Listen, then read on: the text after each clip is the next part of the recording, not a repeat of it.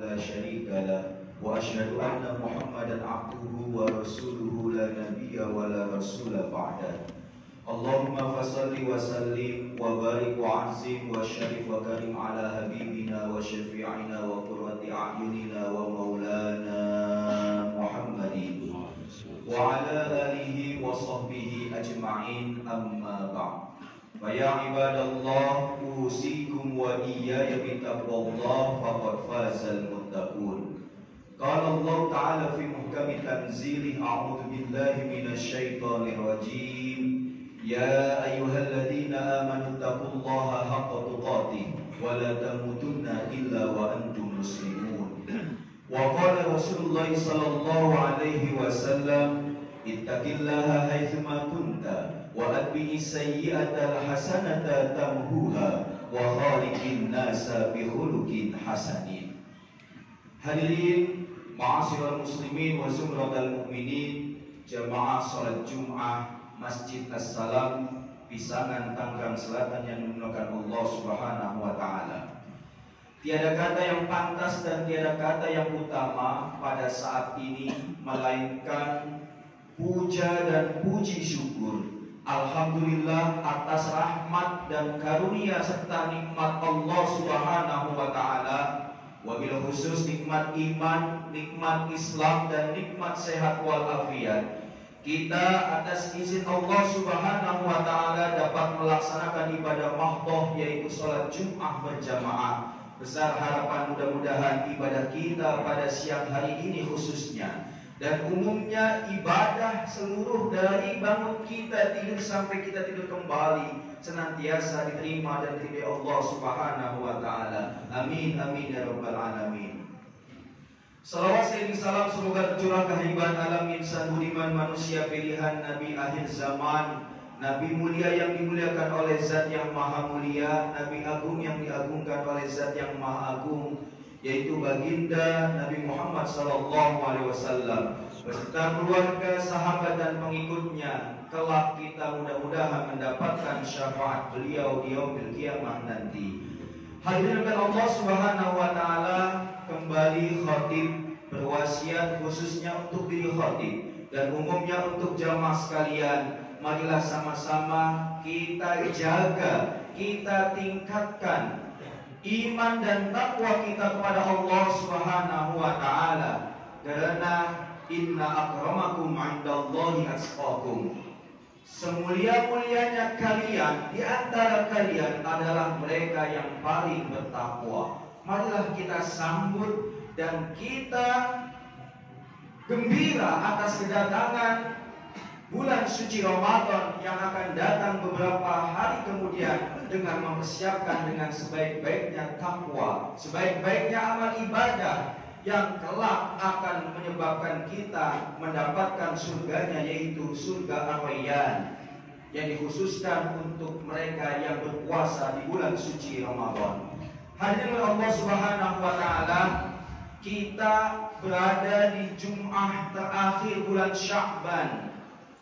Sekilas Sya'ban, salah satu etimologinya maknanya bermakna sya'bun, syi'bun, syu'abun, artinya cabang.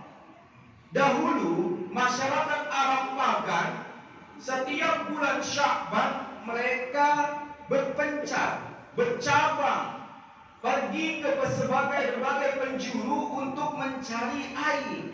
Kenapa? Karena umumnya bulan esoknya yaitu bulan Ramadan adalah bulan yang sangat panas, bulan yang sangat kering kerontang.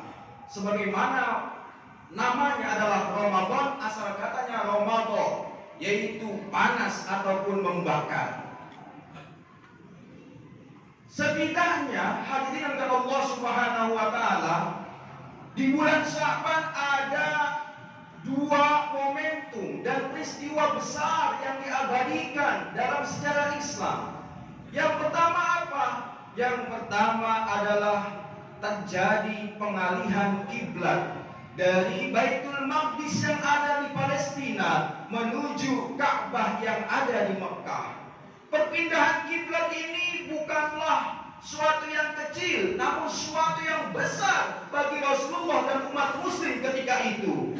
Hampir setiap hari dari bulan Rajab, Rasulullah mengenadahkan wajahnya ke atas langit, memohon kepada Allah Subhanahu wa Ta'ala agar kiblat sholatnya umat muslim yang semula ke arah Baitul Maqdis di Palestina agar dirubah ke arah Ka'bah yang ada di Mekah. Alhamdulillah, pada tahun kedua Hijriah, artinya setelah hampir 2 tahun ketika sholat diperintahkan, Allah memerintahkan kepada malaikat Jibril manakala ketika Rasulullah sedang sholat zuhur di salah satu masjid yang ada di Kuba, tepatnya di Masjid Bani Salama. Ketika rakaat ketiga, Allah memerintahkan kepada malaikat Jibril untuk Rasulullah dan umat muslim memalingkan kiblatnya ataupun memalingkan kiblat sholatnya. Akhirnya 180 derajat Rasulullah memalingkan kiblatnya sehingga masjid tersebut di kemudian hari dikenal menjadi Masjid Qiblatain. Awalnya Rasulullah ini redo-redo saja, ikhlas-ikhlas saja, mau menghadap kemana saja, intinya adalah menyembah Allah. Tapi umat Yahudi sekian hari, setiap hari selalu mengolok Nabi. Apa bedanya Islam dengan Yahudi? Kalau sama-sama kiblatnya menuju Palestina, Yerusalem. Maka dengan itulah Rasulullah selalu mengenadahkan wajahnya ke atas langit, sehingga Allah pun mengabulkan untuk perpindahan kiblat dari Baitul Maqdis ke Ka'bah. Dan ini diabadikan dalam surat Al-Baqarah ayat 144. Qad nara taqalluba wajhika fis sama' falanuwalliyannaka qiblatan tardaha fawalli wajhaka satral masjidil haram.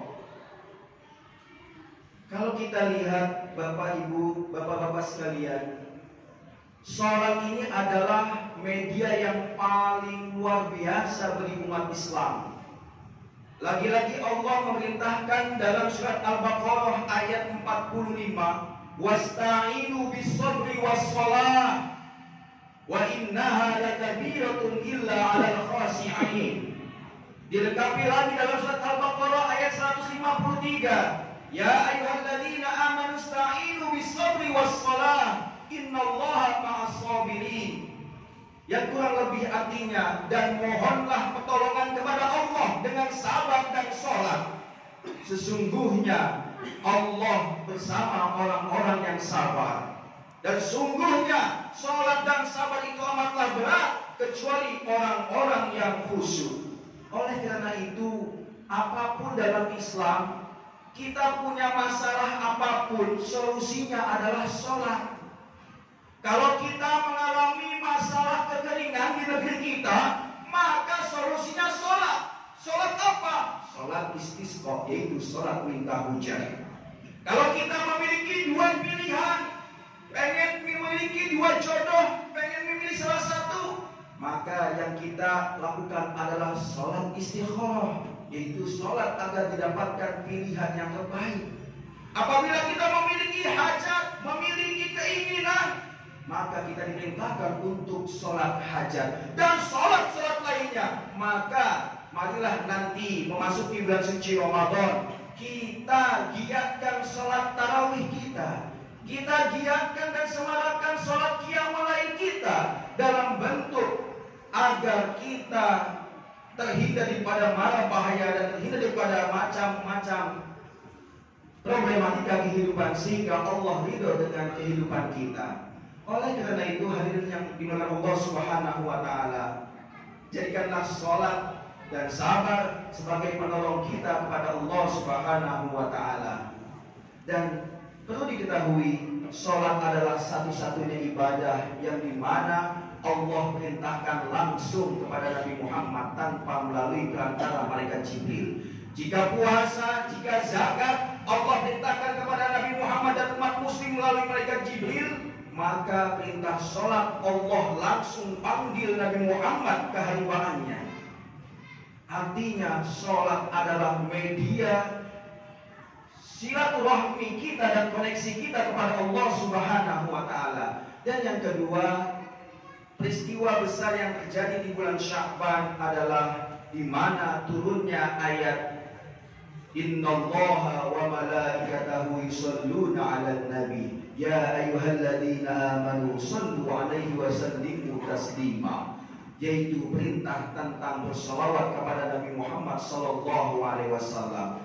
Ini juga selawat memiliki peranan penting.